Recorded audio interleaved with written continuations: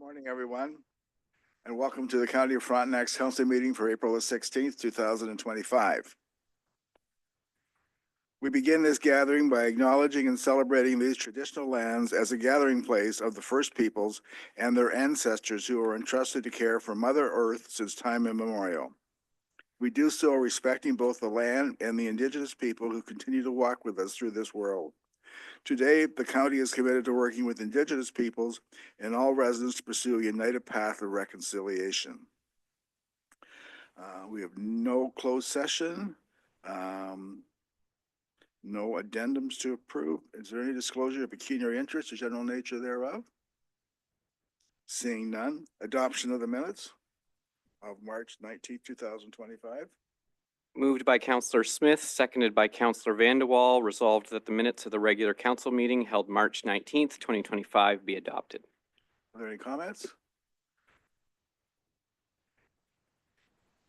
You were here, you attended the meeting for the last 15 minutes. In favor? Carried. We have no delegations or presentations. We do have a series of proclamations, though. First one is Volunteer Week, April 27th to May the 3rd, 2025. Through you, Warden Lichty, I will just read the resolve clauses of the following proclamations. Moved by Councillor Fowler, seconded by Councillor Leonard. Now therefore be it resolved that the Council of the County of Frontenac hereby proclaims April 27th to May 3rd, 2025 to be National Volunteer Week in the County of Frontenac with the theme Volunteers Make Waves. And further, that the County of Frontenac celebrate and thank each of our volunteers for their commitment to others and urge citizens to recognize the crucial role played by volunteers in our community. Are there any comments in favor of the proclamation? Carried. National Day of Mourning, April 28th, 2025. Moved by Deputy Warden Saunders, seconded by Councillor Gowdy. Now therefore be it resolved that the Council of the County of Frontenac hereby proclaims April 28th, 2025 as the National Day of Mourning in the County of Frontenac. Are there any comments in favor of the proclamation? Carried. Emergency Preparedness Week, May the 4th to the 10th, 2025. Moved by Councillor Greenwood Spears, seconded by Councillor Smith. Now therefore be it resolved that the Council of the County of Frontenac hereby proclaims the week of May 4th to 10th, 2025 to be Emergency Preparedness Week throughout the County of Frontenac with the theme of Plan for Every Season. Are there any comments in favor of the proclamation? Carried. Nursing Week, May 6th to the 12th, 2025. Moved by Councillor Vandewaal, seconded by Councillor Fowler. Now therefore be it resolved that the week of May 6th to 12th, 2025 be proclaimed Nursing Week in the County of Frontenac with the theme of the power of nurses to transform health to showcase the many roles that nurses play in a patient's healthcare journey. Any comments in favor of the proclamation? Carried. Economic Development Week, May the 11th to the 17th, 2025. Moved by Councillor Leonard, seconded by Deputy Warden Saunders. Now therefore be it resolved that the Council of the Corporation of the County of Frontenac hereby proclaims May 11th through May 17th, 2025 as Economic Development Week in Frontenac County and encourages all residents to recognize and support the businesses, organizations, and individuals whose efforts continue to shape a vibrant and prosperous future for our communities. Are there any comments in favor of the proclamation? Carried.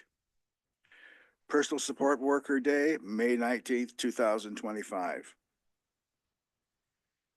Moved by Councillor Gowdy, seconded by Councillor Greenwood Spears. Now therefore be it resolved that the Council of the County of Frontenac hereby proclaims May 19th, 2025 to be Personal Support Workers Day in the County of Frontenac. Are there any comments in favor of the motion, the proclamation? Carried. Paramedic Services Week, Diversity in Paramedicine, May the 18th to the 25th, 2025. Moved by Councillor Smith, seconded by Councillor Vandewaal.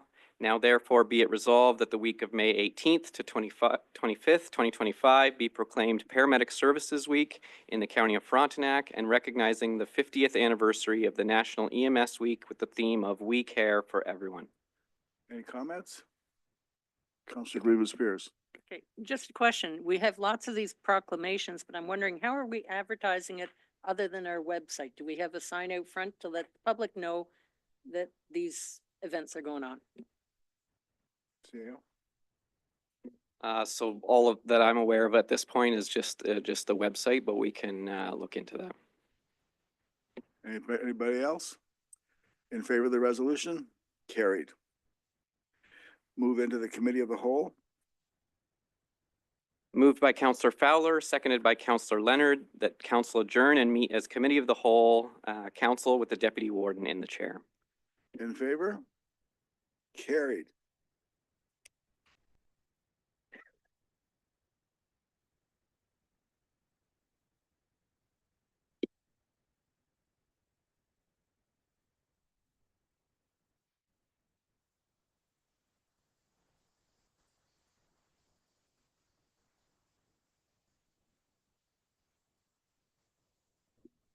Good morning, everyone. I should mention that our clerk is off sick today, and filling in as the deputy clerk will be our CEO. So that's why he was explaining some of those questions or reading some of those proclamations for us. And I think he did an outstanding job as a fill-in. So we will begin yeah, that comes with a raise, I suspect, does it? Thank you. So we'll begin the committee of the whole with briefings by Mr. Kevin Farrell, Chief Administrative Officer.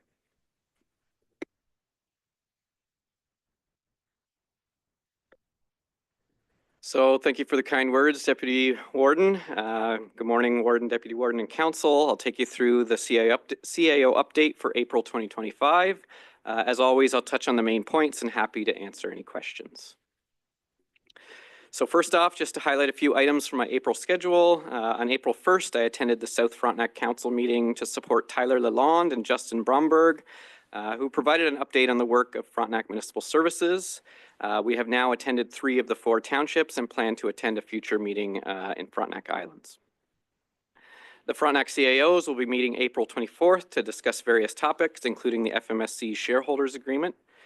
April 29th, we'll be meeting in Charlotte Lake to discuss the school site and next steps associated with that project. And finally, Warden Lichty and I will be preparing to join the EOWC for 2 advocacy days at Queen's Park in early May. A few updates on the AMO front. As many of you are aware, the province has announced the expansion of Strong Mayor's powers to an additional 169 municipalities as of May 1st. This includes North, Central, and South Frontenac. We will continue to explore what that means, and this will be a topic of discussion at our upcoming Frontenac CAOs meeting as well. AMO has been advocating that the cost and timelines to get ambulances on the road are putting Ontarians at a disadvantage. Like others, we regularly have to purchase ambulances well in advance to ensure delivery. So we will continue to monitor and will hopefully see some improvements going forward. The Governance Review Committee met on April 1st to continue discussions around public notice, which is on today's agenda for approval. The committee also discussed accountability and transparency, procurement, and took a first look at reviewing the procedural bylaw. In terms of a human resources update, for recruitment, we've had 147 postings as of April 8th. For non-union, we've filled an accounts payable and a payroll and benefits clerk position, a temp superintendent position, and we currently have posted for an admin clerk. Ongoing recruitment continues in all areas of Fairmount. We have an ECDEV and GIS summer student position filled, as well as a planning intern position filled, and those positions will start in May. For paramedic recruitment, 13 offers are signed back. There's 5 pending and two or three that are in progress. In terms of labor relations, for QP 2290, we're waiting for an interest arbitration date. We've had recently 3 grievances resolved and 1 investigation complete. For OPSU 462, which is our paramedic union bargaining will commence in July. QP 109, which is the Marine Services Unit, we've had 1 date of bargaining already, and the 2nd date is scheduled for May. And some miscellaneous items, Equity, Diversity, and Inclusion Committee was formed with volunteers from across the organization, and the first meeting will be May 5th. And we're planning an employment Wellness Fair for spring of 2025.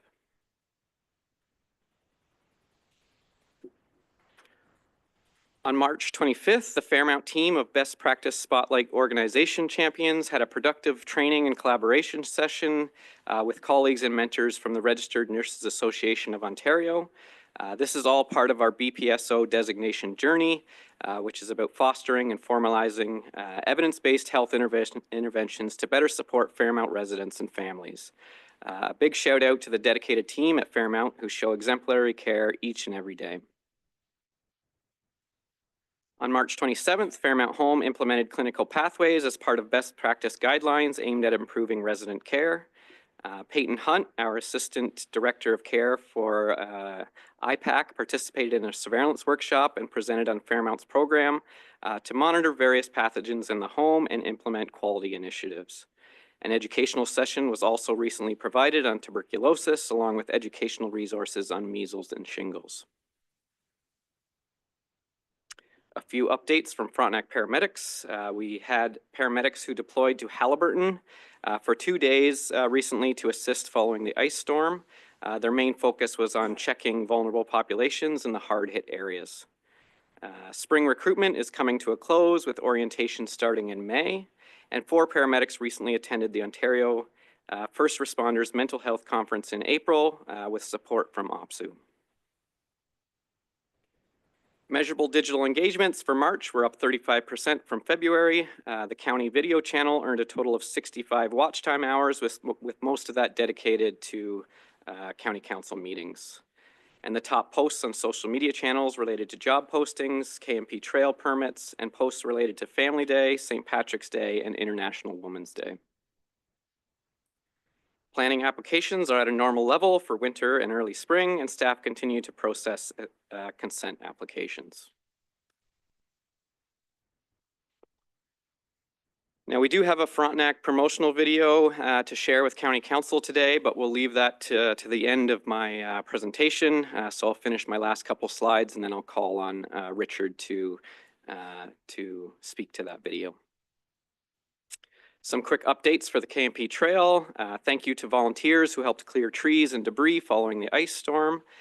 Thank you to our amazing GIS team who have developed a trail inspection tool that is now being used internally. And a reminder that trail surface is still soft and we are encouraging users to give more time for repairs and to prevent further damage. And finally, a huge thank you to all staff who are involved in dealing with issues arriving from the ice storm. Thank you to our paramedics who continued to provide exceptional service and answered the call for help from our neighbors in Haliburton. Thank you to our Marine Services staff who continue to ensure safe passage for fair users. Thank you to Fairmount staff who continue to provide exceptional care while dealing with a power outage.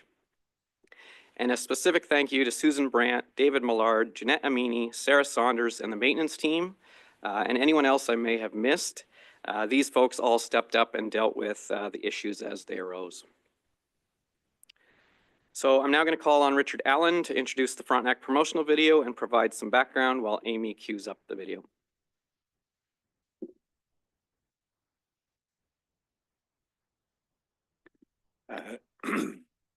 Thank you. I don't have to say much because Amy moved really quickly. Looks like we're almost ready to go.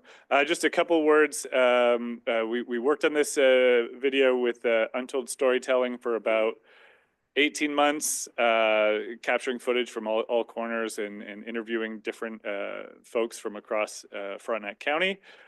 We launched it on Monday on social media, on Facebook and on Instagram.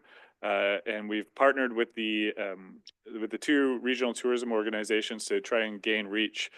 So one of the pieces that they have access to is much larger audiences than we do. And the original video has been picked up by Ontario Travel, Destination Ontario. So we've seen a real increase in eyes from across Ontario and Canada on the video already, and we'll be pushing this out for people to see throughout the summer and year, to encourage people to look at staying with us, moving here, being with us. This is about it's a tourism oriented video, but it is also about our community too. And so if you want to go ahead.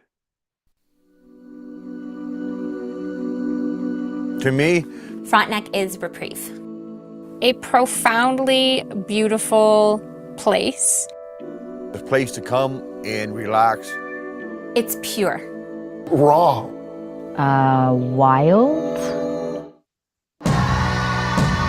But this is a different type of tourism. It's an adventure. To me, nature in Frontenac feels Abundant. It's a very connected, vibrant part of the world. it's a wonder you can even find a spot to build a house because there are so many lakes and wetlands. If you want to go swimming, just like drive 5 minutes down any road and you'll hit a lake. And our trails are awesome. It is one of the best nature trails around, I've been told. I choose to live in Frontenac because it's My traditional territory. I've been here for 58 years. I believe that I can contribute something, and I believe that I can learn something. Because it's the perfect mix of all my favorite things. I think that people don't see themselves as part of the land anymore. And it is so important for us to see ourselves as part of those cycles, as part of those animals, as part of that land, to take time for just you in nature. For me, it's like therapy.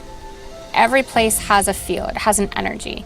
And all the little intricacies that keep it very, very fresh. there's a certain like tempo of living out here that's like very graceful. People retreat into nature here, you know, to unplug and unwind and refresh and refuel.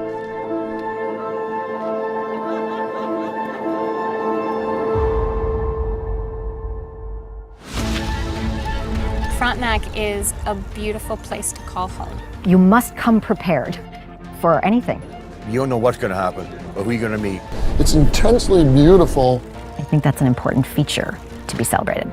I feel like this place kind of has my back. Frontenac is home now. We have this little gem. There's a little surprise inside. Yeah.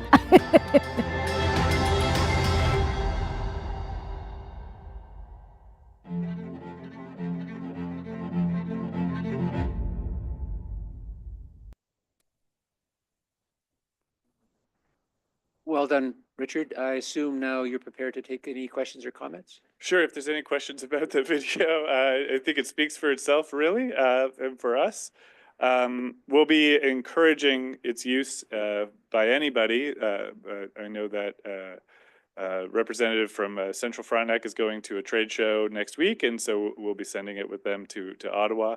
So you know, it's not just not just for me and Debbie and Matt to use, but it's for all of our partners at Frontenac County to use to promote our region. So I believe there might be some questions or comments. Councillor Smith. Just a comment. I see LNA post a lot of stuff on TV, and Bancroft, or is it Bancroft? No. Calabogie now has a little bit talking about come there. I know we don't have a huge budget, but have we checked out prices to do little clips on TV? we're currently in discussions with the TV folks. We'll see how we can go, and we're going to experiment with that. Other comments, questions? Councillor Greenwood Spears? Yes, did you say that it's on the website for Frontenac? Does it load up automatically if it is on the website right off the hop? If we haven't got it up already, it's going up on visitfrontenac.ca, our tourism website. Yeah, but I mean to be very upfront and That's right. not yes. not a hidden On the main link. page. Yes. Yeah, okay, good to know. And yeah, it's nice to have the video. I was a little surprised that there wasn't a focus on the KMP trail as being one of the things that is the drawing card.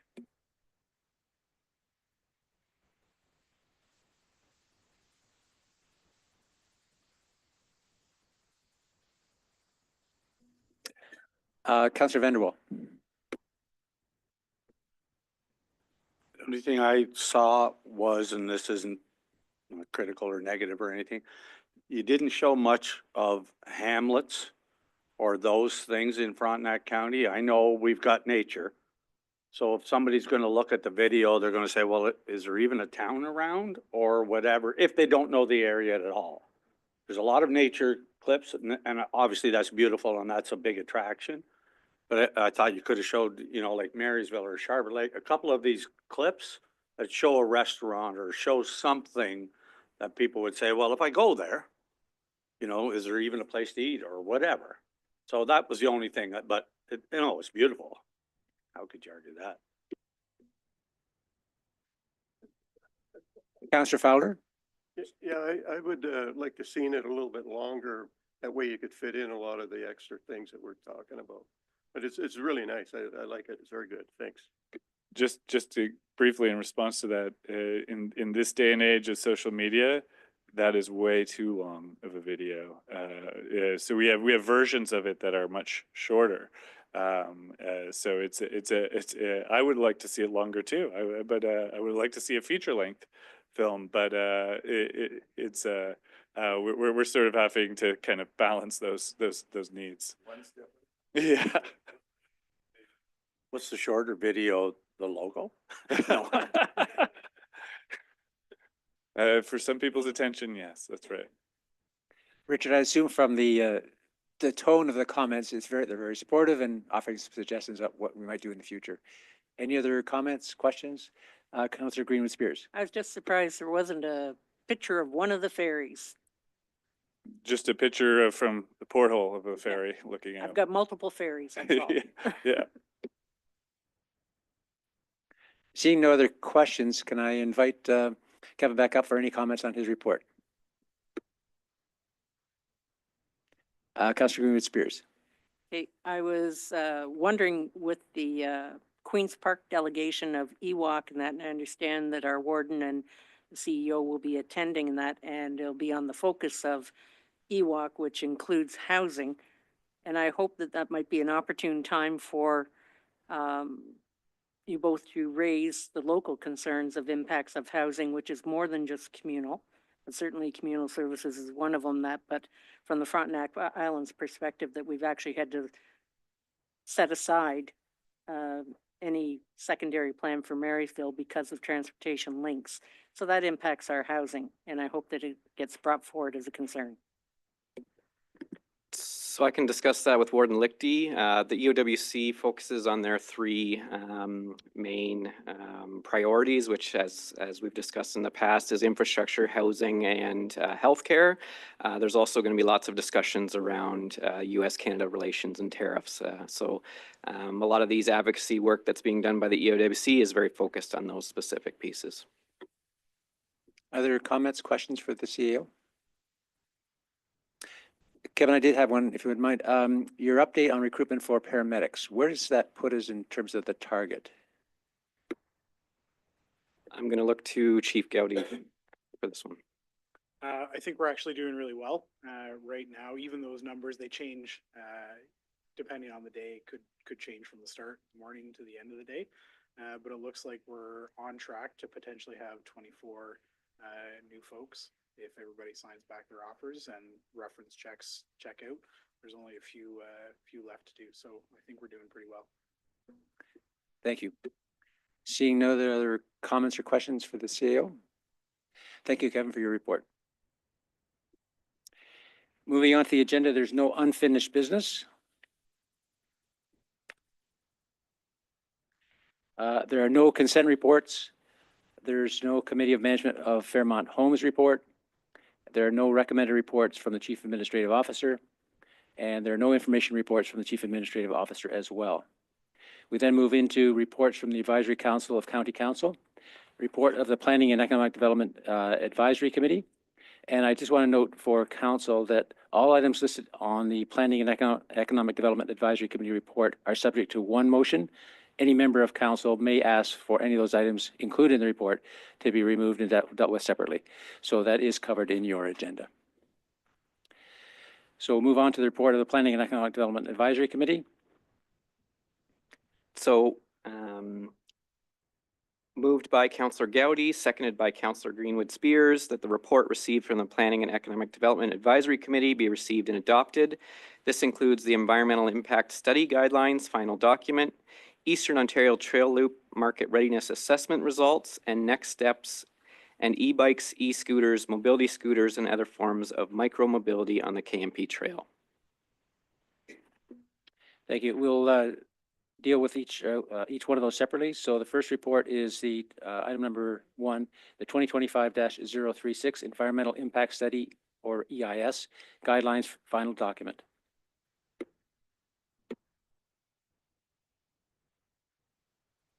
Okay, thank you. So any discussion on that?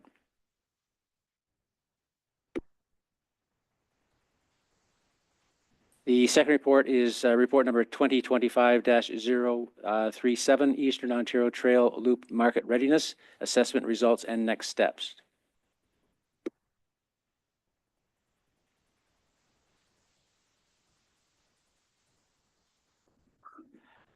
The only comment I would like to make is I would still like to encourage whoever is in those meetings to have the conversation about the Cataraqui Trail.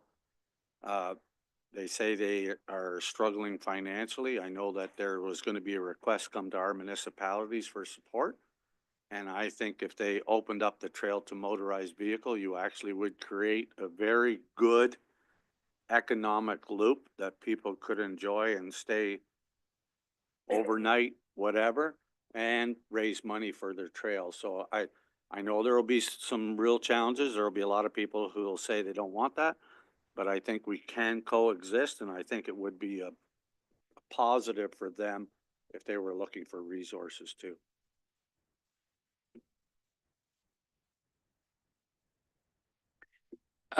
Thank you, Councillor Vanderwall. Any other comments, questions? Councillor Fowler. Yes, I agree with my friend next to me that motorized vehicles would help quite a bit. Any other comments, questions? Seeing none, we'll move on to the next report, which is 2025-039 e-bikes, e-scooters, mobility scooters, and other forms of micro-mobility on the KP Trail. Comments, questions? Councillor Fowler. Yes, I was at the Eastern Ontario Trails meeting, and we had a presentation done by a group. I think they're Hidden Golden Trails, and they came and spoke about e-bikes and described the e-bikes to us. I reached out to our CAO to see if we can have them attend here and do a little short presentation on e-bikes and what's the difference between some of them. And it was very informative. Thank you. Any other comments, questions? Councillor Greenwood Spears. I just wanted to point out, maybe that was for the previous piece, and that we're at governance, aren't we, at this point in time, or are we still at the e-bikes? So we're still on the e-bikes. Never mind. Okay. Thank you. All right. That's right. Okay, so all those in favor of the motion that was read earlier by our deputy clerk? All those in favor? Passed. Thank you. We'll now move on to the report of the Governance Review Committee. And as mentioned earlier, this will be all covered by one motion. If you see that anything that's unique or different that you want to talk specifically, you can remove that. So report of the Governance Review Committee. Moved by Councillor Smith, seconded by Warden Lichty, that the report received from the Governance Review Committee be received and adopted. This includes the public notice policy. All those in favor? Sorry, any question first of all? Sorry, and all those in favor? Passed.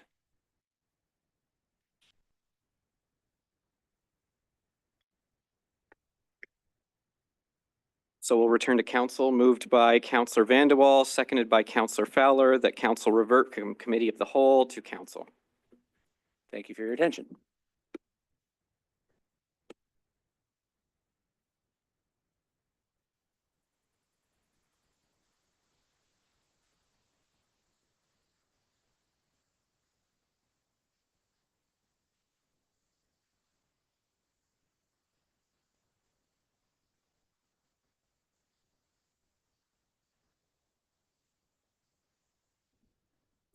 Adoption, excuse me, adoption of the report of the Committee of the Whole Council. Moved by Counselor Leonard, seconded by Deputy Warden Saunders, that the report of the Committee of the Whole Council be adopted and that the necessary actions or bylaws be enacted. Any comments? In favor? Carried. No notices of motions have been given. Is any member giving a notice of motion today? Seeing none. Communications, it's just there for interest.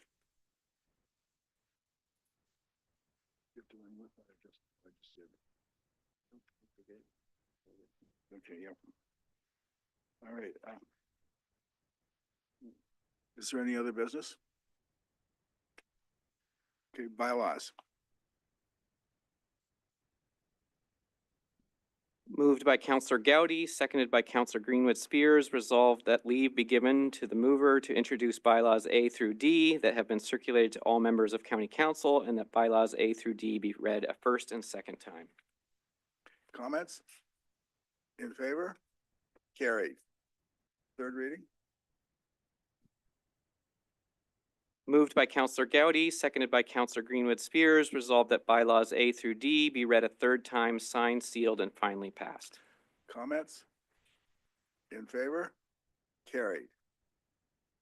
Adjournment? Moved by Counselor Smith, seconded by Counselor Vandewaal, that the meeting hereby adjourn at 10:01 a.m. Any comments? In favor? Carried.